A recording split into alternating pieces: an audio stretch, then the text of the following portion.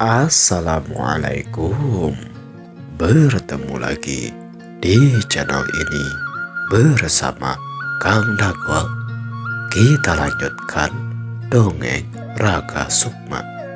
Di episode sebelumnya, Kang Dagwal menceritakan tentang keadaan si Jaluk dan juga Ki Walang yang sedang menuju suatu tempat. Bagaimanakah kelanjutan ceritanya? Mangga Kak Sadayana cara ketan.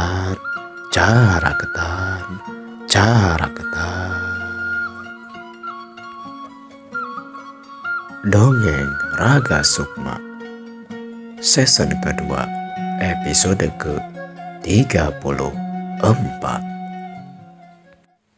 Kemudian sampailah mereka berdua ke suatu tempat yang dirimbuni oleh pohon yang cukup besar. Di sanalah Ki Walang dan juga si Jaluk beristirahat. Setelah cukup istirahat, mereka berdua pun selanjutnya melanjutkan perjalanan menuju ke arah Gunung Giri Luhur. Singkat cerita, benar saja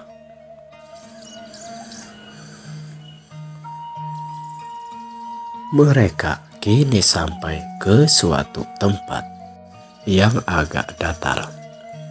Di tempat itu tidak ada pepohonan yang terlalu tinggi. Kalaupun ada, hanyalah semak yang paling tinggi satang tung jalma, setinggi orang dewasa. Tempat itu dipenuhi dengan rerumputan dan juga erih, semak erih, ilalang ya. Ilalang yang tumbuh di sekitaran pelataran tersebut. Ki Walang berhenti sejenak di pelataran tersebut.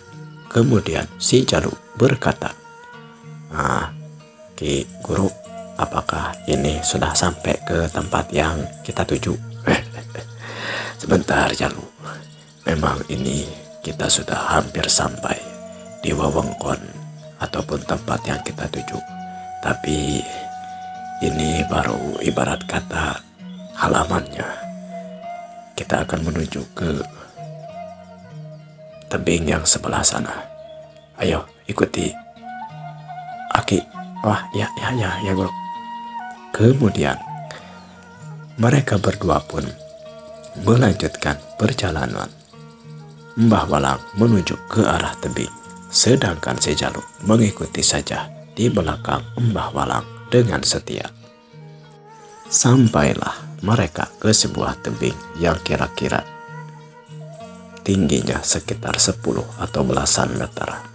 Di sana terdapat tebing cadas yang sangat tinggi dan juga curam.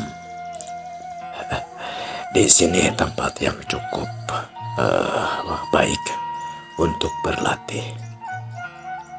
Jaluk, dahulu kala Aki pun dilatih ilmu kanuragan, ilmu demit, dan ilmu-ilmu bela diri yang lainnya bersama, kalau tidak salah, sekitar 5 atau 7 orang guru seperguruan. Tapi biarlah nanti Aki ceritakan. Sekarang kamu tunggu di sini. Emangnya Mbak Guru mau kemana? Tunggu saja di sini. Tapi kalau kamu mau sedikit mengenali wewengkon ataupun sekitaran tempat sini, tidak jadi masalah. Hanya saja usahakan jangan sampai masuk ke dalam hutan. Cukup di daerah tempat ini saja yang dipenuhi oleh rumput ilalang. Ya Guru, sebenarnya Guru mau kemana? Tunggu saja di sini. Mbah tidak akan terlalu lama meninggalkan kamu. Kalaupun kamu ditinggalkan oleh Mbah lama, kamu harus tawakal dan harus sabar. Boleh jadi itu ujian. Ya Guru. Dengan agak ragu kalau ditinggalkan oleh Mbah Walang, si Jaluk tetap melaksanakan perintah Mbah Walang untuk menunggu dan tidak mengikuti Mbah Walang. Mbah Walang, walaupun tubuhnya terlihat sangat sudah roboh karena memang sudah tua, namun seketika itu si Jalu memandang Mbah Gurunya dengan melongo karena sekilat saja si Mbah Guru tadi berlari ngabelesat meninggalkan si Jalu.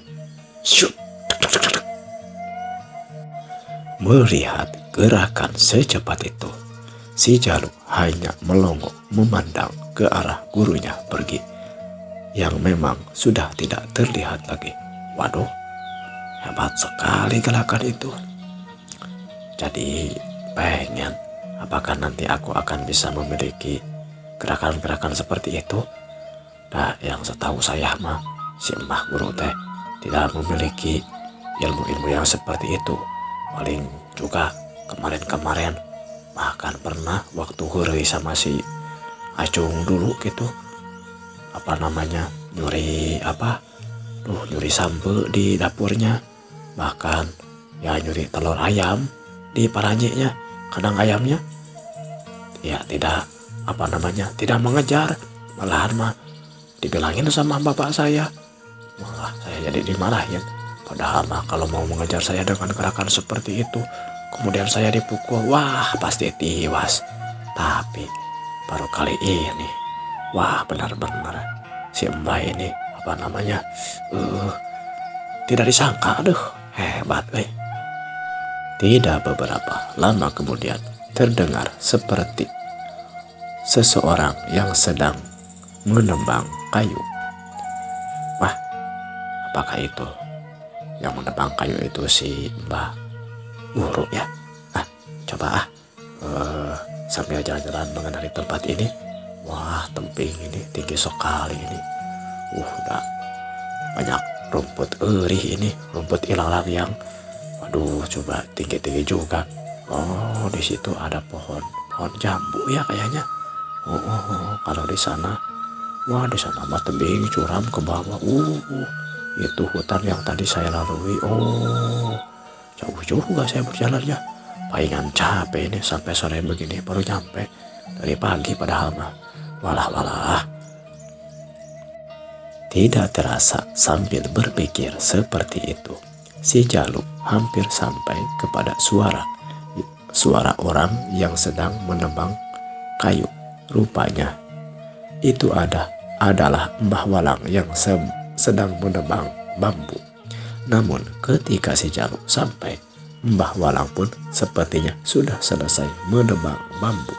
Sekitar ada 2 pohon bambu yang sudah ditebangnya dan sudah dibersihkan dari cabang-cabang pohon bambunya, ranting-ranting bambu. Ketika Mbah Walang memikul atau membawa 2 batang bambu tersebut, berpapasanlah Mbah Walang dengan si Jalu. Jalu, kamu ke sini ikut? Bukan ikut Mbah, tapi penasaran saja, kata Mbah. Boleh sambil jalan-jalan. Ikuti Mbah kembali ke tempat yang tadi, kata Mbah Walang sambil memikul 2 lenyer bambu, 2 lenyer awinya. Namun dia berjalan bukan hanya berjalan, tapi seperti berlari, padahal sambil memikul 2 batang bambu yang 1 batang saja kalau tidak diikat itu susah. Tapi ini si Mbah Walang sambil berlari dengan gerakan cepat yang tidak kalah gesit seperti pada waktu meninggalkan si Jalu sebelumnya. Waduh, itu si Mbah meninggalkan saya sebegitunya. Wah, kalau begitu saya juga harus lari. Masa si Mbah yang tua begitu saja bisa berlari sambil membawa 2 batang bambu dengan kecepat? Saya main lengoh, tidak bawa apa-apa, masa nggak bisa? Si Jalu pun kemudian ikut berlari. Namun karena memang tenaganya sudah hampir habis dan juga lelah dan letih yang belum juga surut, dan sebab belum istirahat yang cukup, dia hanya mampu berlari beberapa meter saja. Wah, capek benar. Wah, Simbah mah. Wah, benar-benar saya harus belajar banyak dari Simbah nih. Apakah saya mampu ya nanti seperti beliau ataupun mengikuti semua pembelajaran dari Simbah? Tapi ya, kalau kata bapak saya mah, kalau manusia mah usaha dulu, jangan kumiok memeh dipacok, harus usaha dulu. Yang penting mah untuk menempuh dan meraih apa yang dicita-citakan. Siaplah bah, Mbah ya mau melatih saya siap berlatih dengan Mbah. Begitulah tekad si Jaluk yang akan berguru kepada Mbah Walang. Ketika si Jaluk sampai ke tebing sebelumnya, di sana 2 batang bambu yang memang tinggi tadi sudah disambung menuju suatu tempat di tengah-tengah tebing. Rupanya di balik sebuah batu di tebing itu ada sebuah gua dan 2 batang bambu tadi dijadikan seperti tangga yang mengantarkan dari bawah sampai ke mulut gua. Seperti tidak ada rasa takut di atas tebing, di sekitaran mulut gua yang tidak jauh, yang tidak terdapat tempat sebenarnya untuk berdiri. Namun dengan gagahnya Ki Walang berdiri di sana sambil berkata, "Jaluk, kamu bisa memanjat batang kayu ini bukan? Ayo kemarilah, cepat naik ke atas ini. Waktu hampir gelap. Mbah sudah capek, ingin segera beristirahat. Kamu juga ingin istirahat bukan?" Si Jaluk mendengar perkataan si Mbah Walang hanya menengok sambil memandang ke arahnya. Waduh. Sambil bergumam, si Jaluk berkata, "Ada-ada saja si Mbah Guru ini. Saya harus memanjat batang bambu ini. Kan kecil tapi sudah dibuat seperti tangga air ruhitan lah untuk memanjat mungkin. Duh, power saya takut jatuh, tapi tidak semata-mata si guru nyuruh kalau saya tidak mampu ataupun saya celaka pun pasti bakal ditolong kalau seperti ini mah. Tapi tetap saja saya harus hati-hati, apalagi tenaga saya sudah hampir habis ini. Aduh, ya sudahlah, saya berusahalah." Dengan susah payah, dengan sisa-sisa tenaganya, si Jaluk pun berusaha memanjat tangga yang dibuat dari bambu tadi. 1 tangga demi tangga, 1, 2 tangga demi tangga dia lalui. Terus dalam keadaan tertentu ketika batang bambu hampir mengecil, karena memang dari pangkal sampai ujung ukurannya tidak tetap, si Jaluk berpegangan cukup erat, sangat erat sekali karena takut jatuh. Apalagi makin ke atas makin melehoi, makin ngemplat ya, makin kecil batang bambunya dan tangga itu pun bergoyang. Ketika si Jaluk melangkah, tangga itu pun terus bergoyang. Aduh, power sebenarnya nama nih, tapi ya gak apa-apa. Guru, apakah guru bisa membantu saya? Kamu harus bisa belajar dan menyesuaikannya. Apalagi lain kali kamu harus berusaha tidak memegang tangga tersebut, tapi kamu harus berjalan sebagaimana jalan di tangga yang biasanya, sehingga tangga seperti biasanya. Aduh, tapi gak apa-apalah. Akhirnya si Jaluk pun sampai ke mulut gua. Kemudian dihulurkannya tangan Mbah Walang mengarah ke si Jaluk. Dengan merasa bahagia, si Jaluk pun memegang tangan Mbah Walang. Kemudian ditariknya dan masuklah keduanya ke dalam gua. Di mulut gua yang cukup sempit itu, kemudian Mbah Walang pergi ke dalam. Begitupun diikuti oleh si Jaluk. Selanjutnya sekitar 2 meter dari mulut gua, lubang gua ternyata makin ke dalam makin besar. bahkan terdapat suatu tempat seperti ada ruangan tengah dan juga ruangan kamar di tempat itu. Wah, luas juga ya guru. Ini cukup luas untuk kita bermalam. Nah, dari sekarang kita akan bermalam di tempat ini, kata Mbah Walang sambil menyalakan api. Rupanya di tempat itu pun terdapat seperti lampu. Namun lampu itu sepertinya sudah sangat usang atau lama tidak digunakan. Setelah ini mungkin lampunya akan padam, Jalu. Tapi bisa untuk sementara menjadi penerang. Ketika nanti kita tidur mungkin akan mempoek ataupun dengan suasana gelap. Tapi tidak apa-apa. Hitung-hitung kamu berusaha untuk membiasakan diri dan melatih hidup dalam keadaan apapun dengan segala penuh keterbatasan. Wah, ya, guru. Selanjutnya, malam pun dilalui oleh mereka berdua. Walaupun dalam keadaan perut yang lapar, si Jalu pada akhirnya tetap bisa tidur di dalam gua yang lembab dan juga gelap, dingin, dan keras. Namun pada akhirnya pagi pun menyingsing. Setelah sholat subuh di gua tersebut yang memang terdapat suatu mata air tidak jauh dari tempat mereka tinggal. Mereka pun di pagi harinya turun kembali ke pelataran yang berada di bawah gua di atas tebing itu. Guru, kalau boleh saya mau minta sesuatu, boleh guru? Mau meminta apa? Begini guru, saya akan membuat tangga yang lebih baik lagi seperti taraje lah. Jadi supaya saya tidak satu tangga itu saja saya power guru, biar saya yang membuatnya dengan bambu yang di tempat guru kemarin mengambil bambu. Tidak, jangan Jalu. Kamu harus berusaha naik ke tangga tersebut.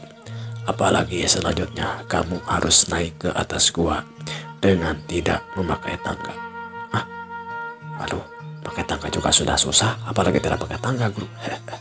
Tidak ada yang susah kalau kamu berani dan kalau kamu terus berlatih seperti ini.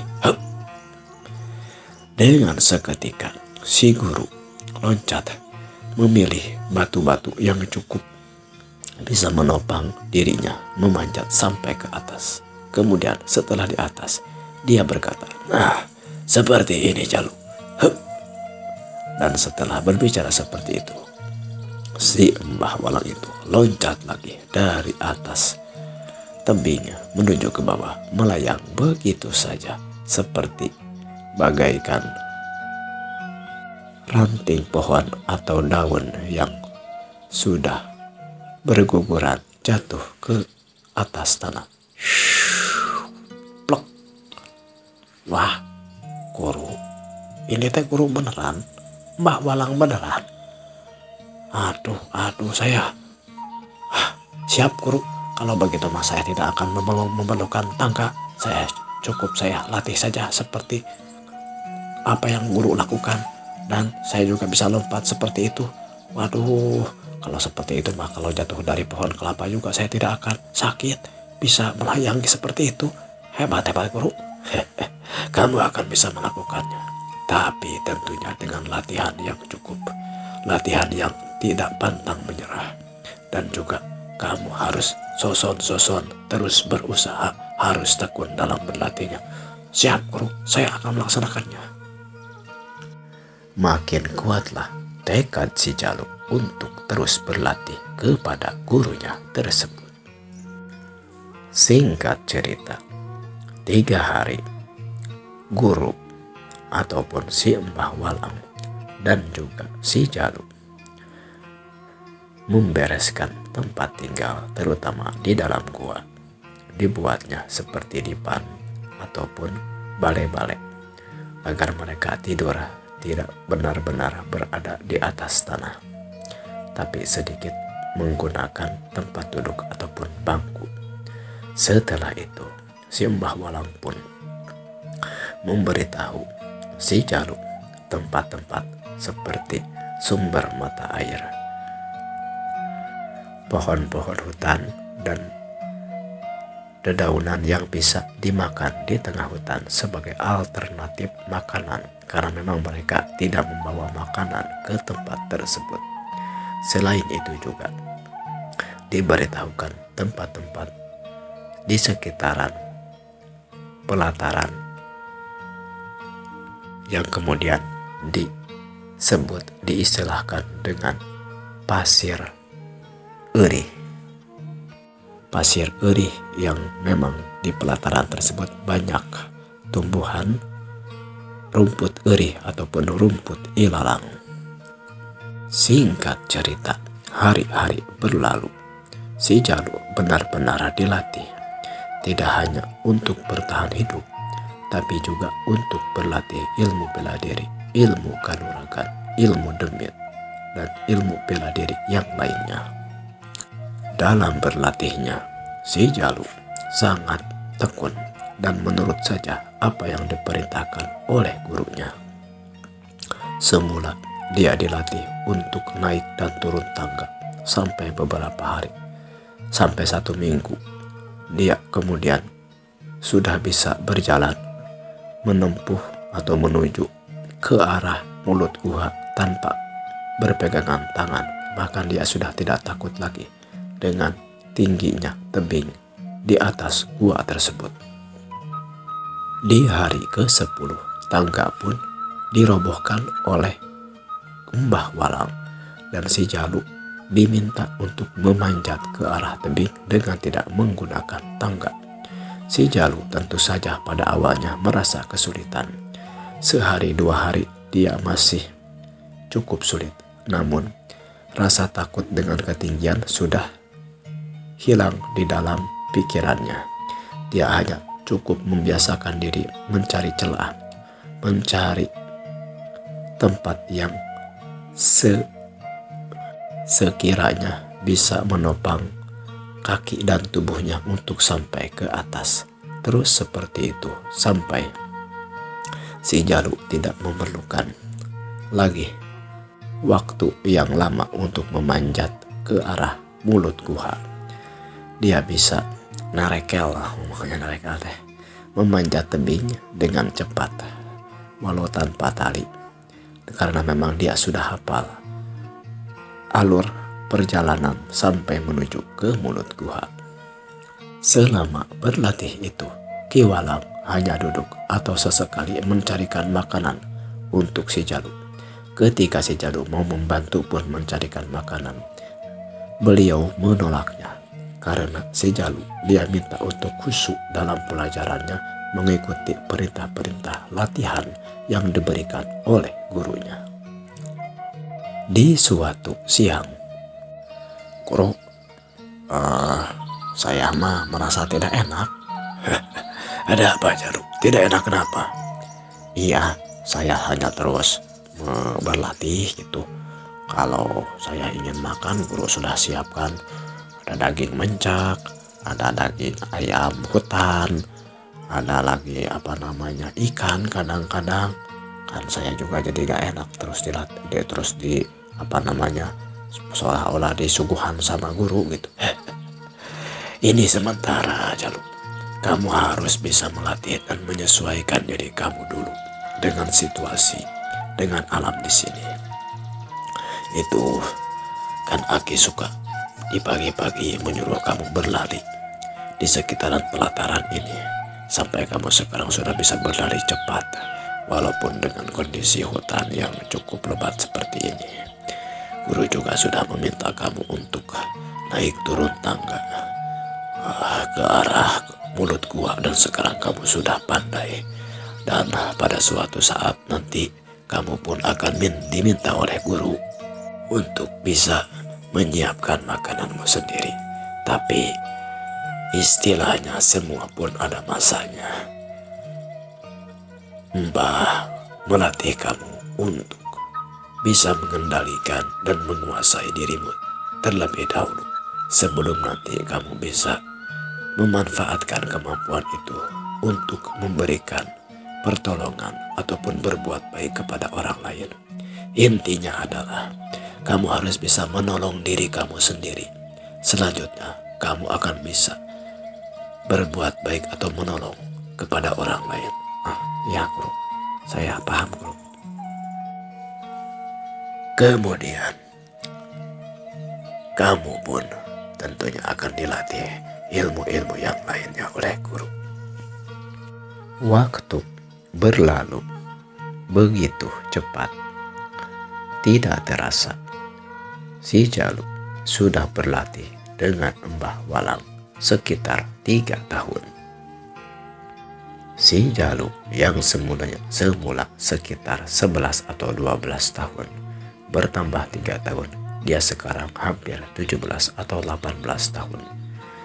Tubuhnya kini menjadi kekar, berotot, sehat, tinggi, dan juga gagah. Tentu saja karena makanan yang dikonsumsinya cukup baik, ditambah latihan yang terus-menerus selama 3 tahun tersebut. Rambut si Jaluk yang dulu pendek kini sudah panjang. Kalau saja saat ini orang tua si Jaluk bertemu dengan si Jaluk, pasti tidak akan mengenalinya. Kulitnya memang hitam karena selalu diterpa sinar matahari. Namun wajahnya walaupun tidak bisa disebut tampan, tapi manis untuk dilihat. Begitu menurut kata pujangga. Mbah Walang yang memang ketika mulai melatih si Jaluk dalam keadaan sudah sangat tua, ditambah 3 tahun, tentu saja dia makin tua saja. Kali ini Mbah Walang tidak lagi mencari makanan. Kadang-kadang dia tidak keluar dari dalam gua, hanya memberikan instruksi atau pepatah kepada si Jaluk untuk melakukan hal-hal melengkapi sesi latihan selama ini yang telah diberikan kepada si Jaluk. Hingga pada suatu hari Ki Walang memanggil si Jaluk. Si Jaluk pada waktu itu baru selesai mencari kayu bakar untuk bahan keperluan mereka sebagaimana biasanya. Jaluk, kemarilah. Mbah ingin melanjutkan pelajaran latihan kamu. Mendengar gurunya memanggil si Jaluk dengan cepat dan sangat gesit walaupun berada di bawah. Seketika dia sudah sampai berada di hadapan sang guru. Dengan penuh rasa hormat, kemudian si Jaluk berkata, "Ya guru, ada apa guru?" Begini Jaluk, pada saat ini Mbah rasa seluruh ilmu kanuragan, ilmu fisik, ilmu untuk kamu berlatih meningkatkan kemampuan kamu telah cukup, telah sempurna, telah habis Mbah berikan kepadamu. Bahkan bukan hanya ilmu bela diri atau ilmu kanuragan saja, ilmu demit pun telah Mbah berikan kepadamu. Ilmu kijang kancana untuk berlari cepat, ilmu si mata kalong untuk bisa melihat di malam hari, ilmu si ucing sumput agar kamu tidak diketahui ketika sedang berada di daerah musuh. Bagaimana kamu harus bersembunyi, berjalan, berlari, dan berpindah tempat. Semuanya sudah cukup. Tinggal kamu sekarang melatih dan menyempurnakan gerakan-gerakan ataupun jurus-jurus yang telah Mbah wariskan kepadamu. Dan ilmu menggunakan senjata pun telah Mbah berikan kepadamu. Walaupun pada saat ini Mbah belum mengizinkan kamu memegang senjata, tapi dengan tongkat, camparing, ataupun dengan tombak pun kamu sudah bisa melakukannya. Ilmu pedang, ilmu ulin golok, bahkan melemparkan pisau pun sudah Mbah berikan cara-caranya dan kamu sudah menguasainya dengan baik. Selain itu, pengetahuan tentang ilmu warjit, teluh, santet yang sifatnya untuk ngabar uang ataupun melumpuhkan musuh dengan tidak terlihat pun sudah Mbah berikan kepadamu.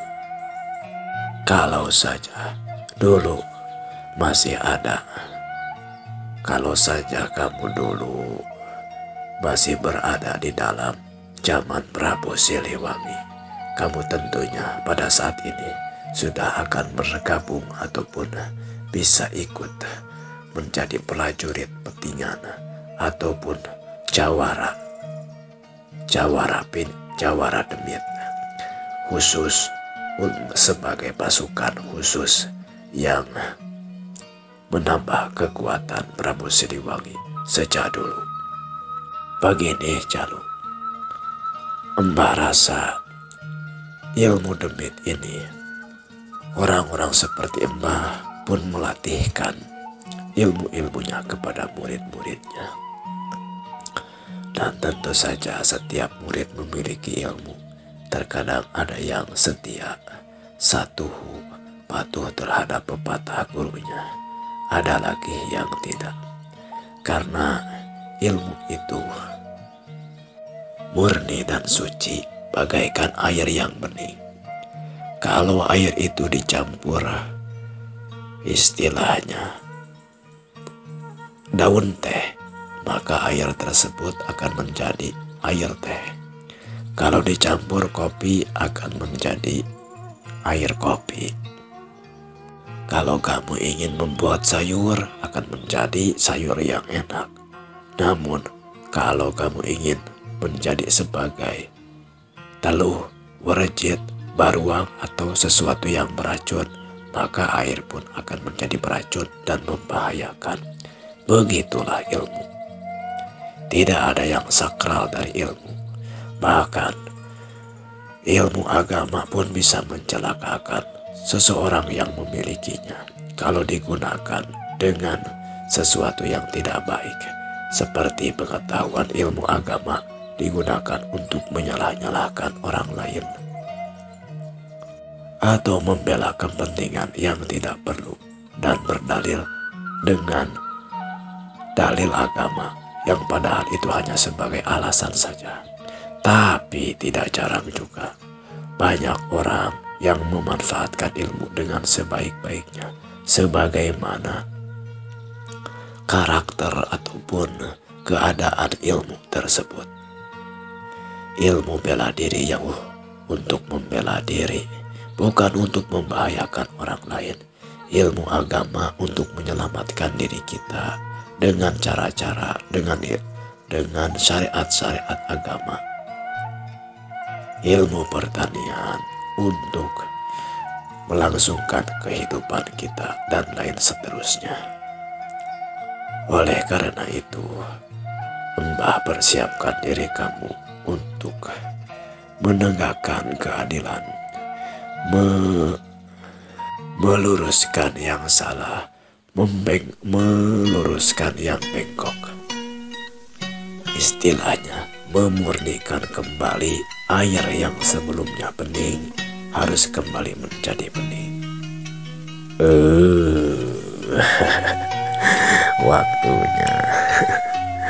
Waktunya sudah cukup di episode kali ini. Semoga terhibur dan berkenan menyaksikan ataupun mendengarkan video-video dari Kang Dagol selanjutnya. Like, komen, dan subscribe-nya di atas Kang Dagol. Kita bertemu lagi di video episode selanjutnya. Wilujeng patepang deui permi.